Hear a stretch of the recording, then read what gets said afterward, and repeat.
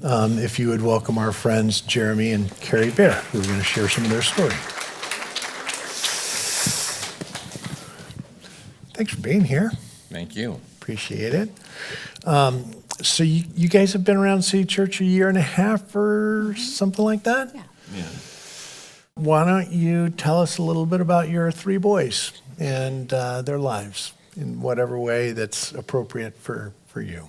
So we had a spontaneous triplet pregnancy, which is just really crazy experience. And it was going pretty well, and it got exciting. It was really scary, but exciting. And at 22 and a half weeks, baby A, water broke. The others were okay, but he was in danger. So so we were rushed into the ER, and from there it was just days of waiting and praying and hoping that he would have water again. I mean, it was just crazy, and I was in labor for like 5 days continuously, and it was excruciating. It was just a really terrible experience, but we just kept the whole time like praying and believing that somehow this would work out and it would be okay. And a lot of other people were praying and believing that too. Yeah. And, but it wasn't okay. So I finally did go into labor and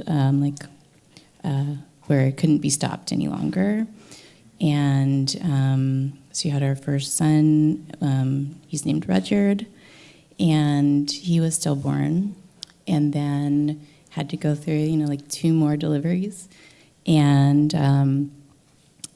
with each of those, we just, held them until they died, which, is a really traumatic experience. It's also just, it was overwhelming. It was beautiful. It was many things. And his name, our second son was Desmond, and then our third son was born over an hour after the others, and his name was Oscar, and so that's it. So that was that's the background of how it came to be.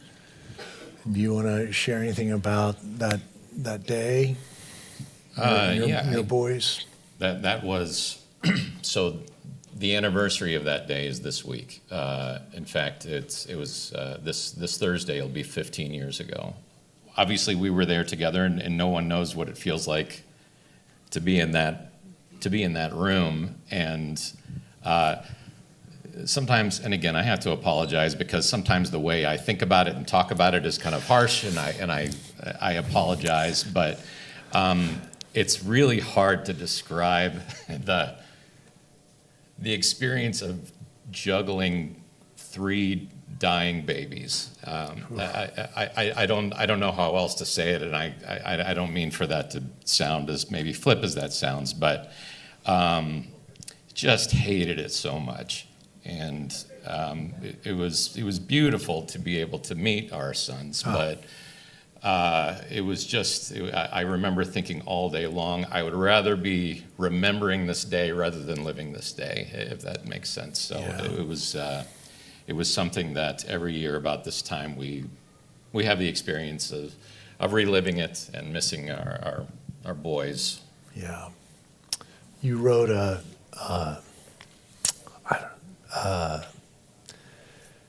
blog about each of your sons and what you saw in them. Yeah. And what was that like for you to be able to name your 3 boys and to put into writing? You spent 1 day with them, but to put your love kind of into writing and to hold them and I remember your last words to Oscar were that you would think of him every day for the rest of your life. Yeah. Yeah. That's exactly right. When it comes time to decide what you're going to do about what do you want to do with the bodies, and do you want to cremate and those kinds of things. And I remember the person that came to us said, here's an urn that we can give you. They'll all be in one urn because they were together in the womb and all that. And I remember looking at Carey, and we just kind of had a brief exchange about it. And we just said, I don't want to do that. We don't think of them as this three-headed entity. They're three people. Right. And so we said, no, 3 urns, please. Yeah. Because Rudyard is not Desmond, is not Oscar. There are 3 individuals. Yeah. And that was part of what I really wanted to, as I continue to write about our boys, that's important to me, that that these are individuals, and they each have a very specific and separate place in my heart and in our lives. Yeah, I think that's also part of the grieving process, is as you do, I'm sure for those of you who've had kids or experienced that, where you imagine their lives and what will come of that and what they'll be.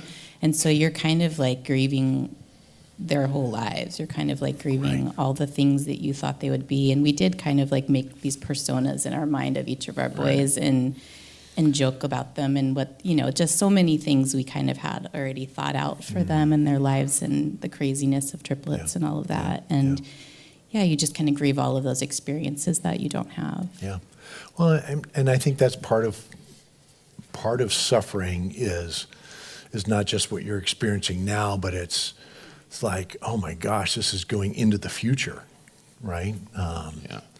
So there've been a lot of seasons, no doubt. It's been 15 years, right? And so your grief has looked different, I imagine. You have 3 children now, and that changes the calculus somehow. Who knows? I certainly don't. But over the course of time, as you've wrestled with your loss, what's been helpful? We have, so June 4th was the day, and we have traditions that we take part in every June 4th. We wake up in the morning. They died on a Saturday morning, and we wake up every morning, and at the moment of the minute of their birth, we light a candle, and we have a. I'm an illustrator and a writer and a filmmaker, so just art and expressing through art is very important to me. I create something every year, usually writing. I'll write something or make something or whatever. It's just it's important to me, and I'm grateful that I have an outlet for that. Right, you get to do something with it. Yeah. With your grief and your. It would be very, very different if I felt like I didn't have something like that. Yeah. Carey's a creative person also. There's lots of different traditions, I guess. Yeah, there are. I think at first, in the first maybe 5 years, I felt a pressure to blog and to update and to maybe grieve openly, because so many people were anticipating this and so many people were praying and all of these things, and I felt like we let them down, or in a way, it felt like everyone kind of experienced this loss and God didn't come through, and I felt really bad about that. I felt really bad for friends that didn't have faith and all these things, and they were all willing to go there with us for that hope that they would live, and they didn't.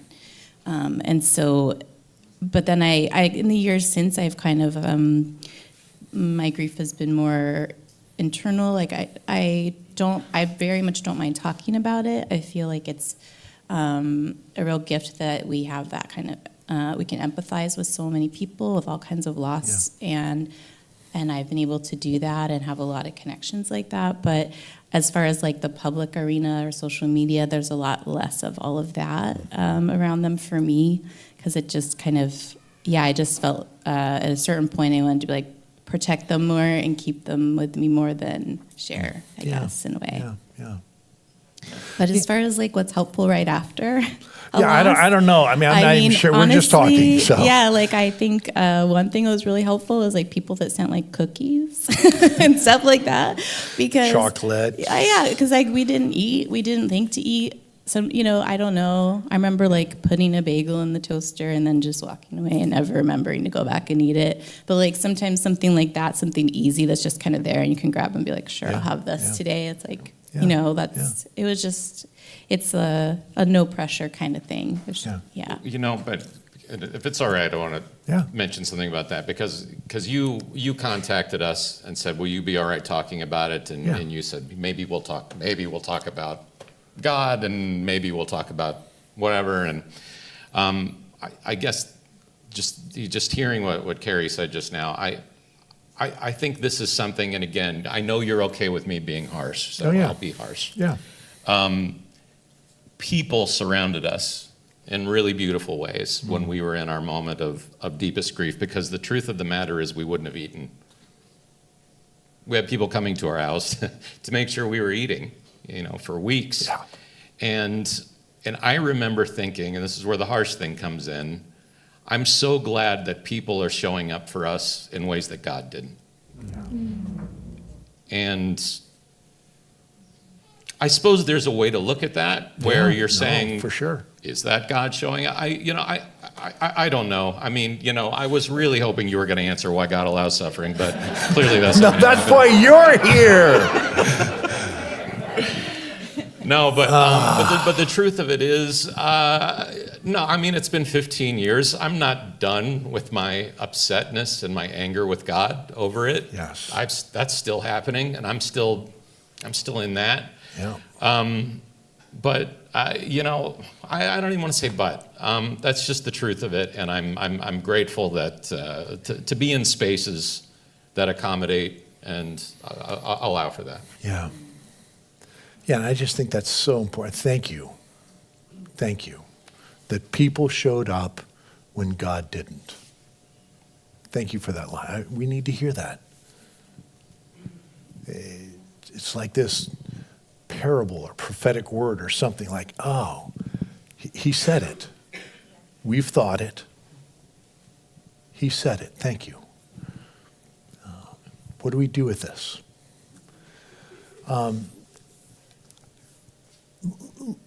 How has suffering changed you? I mean, I don't know.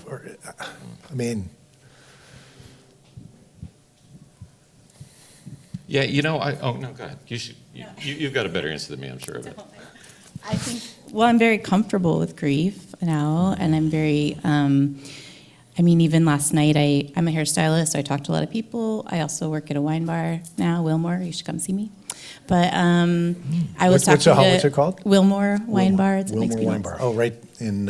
Yeah, Big Spinels, yeah. So a woman came in and she, I don't know, we connected immediately, and she kept saying like, I don't even know why, I just want to talk to you and whatever, and she was having a really hard time, and she opened up about like her friend just dying from suicide, and she had their funeral today, and there's just something, like there's something in my soul that she felt in hers that we connected, and we knew that it was safe, like we were safe with each other's grief, and I could sit there and just listen to her and not be uncomfortable and support that and not try to make it better. Yeah. And I think, so that's something I've become really appreciative of, especially since I'm with people so much, and I've learned a lot from others and their grief and how they do it, and ours. So that's something I've been thankful for, in a way, in a weird way. Yeah. But it's been one thing that's been helpful, is that I can connect in that way. Yeah. You want to share how you've been changed, or? I'm thinking of like there was a specific moment that we were in the hospital and we were not sure how it was going to go, and our feeling, and I remember even because we kept blogs and stuff like that, and people were coming in from all over and giving us sympathy and prayer and hope and all that, and maybe it'll be all right. There was a moment that a doctor came in and said, let's talk about what your options are. And I don't want to get into terrific detail about it, but essentially, they were telling us that if you want to just end this pregnancy, that's an option for you. In fact, that may open up future fertility options for you later. That's not the way they said it, but that was. Yep. And we were at that point in our lives, we were like pro-life people, and we're like, well, this is all just sort of flying by. And I do remember this. This whole experience has not just affected my sense of like the world and self and God and all that. Certainly sense of like even politics. Right. And I remember looking back at this moment, and I didn't mean for this to be a political thing, but the truth of it is, I remember thinking, this is such a heavy, serious, sacred moment that we're having with our doctor. Yeah. I don't want anyone else in this conversation. Right. Right. And that changed for me. That in changed that something. moment. Yeah. Wow. And not just that, but Other many things, other changes. Yeah. And I just thought the spirit and the politics and the truths of empathy and kindness and honesty became all the more important to me because of our experiences. Yeah. And being able to make your own decisions about your body. Right. Yeah. Right. Yeah. I think we'll probably just need to close there. Nothing pretty, but you're beautiful, and your family is beautiful, your whole family, and we are so grateful for you. Thank you. Thank you. Thank you. Yeah. Appreciate it. Thank you. Appreciate it. You got a gift, so.